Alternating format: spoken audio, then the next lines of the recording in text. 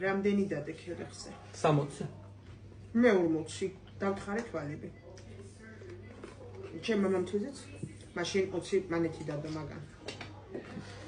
აზრი? რაც ვერ ჭამია მე. კოტკოტი გადმოვიღე. ორი სუფრის კოვზი და ისიც ნინელი მეჭი და წინ და დავაგდე ისიც ხო იცი მაგას როგორი თვალი აქვს. ცუდი ყურება იცის მაგან. მე ხთი მაგას დავიცავდი კიდე წამოვედი. 40 ლარი გამომართვი ისე უკან. ოღონდ არავინ არ იცის, იქი ჩავაწერინე, მაგრამ გამომართვი უკან. მე გიას ჩავაწერინე, გავატანე. მეთქი შენ ჩაწერე მეთქი, გამოიჩინე, მანდ მაინც გამოიჩინე თავი მეთქი. რა წაიღო უბედურმა. როგორ მეზიდ დაკავდა. საწყარი თავის ცხოვრებაში რა გაიხარა მაქანა. მისღებში აგროვა, შვილებს ბინა უყიდა.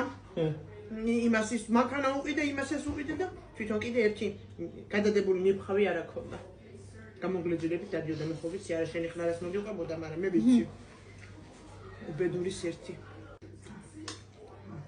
ისე გაკვირდები და ბევრსაჭა. იქოს ხამივით აღარ ჩუ და მეხი დაგეცა შენს.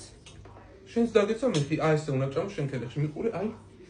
შენ ქელეხს ვერ მოესწრები, იმიტომ რომ ჯამრთელი ვარ, ექიმთან ვიყავი ხა და ყველა ანალიზი მწყობში და პარიატკაში.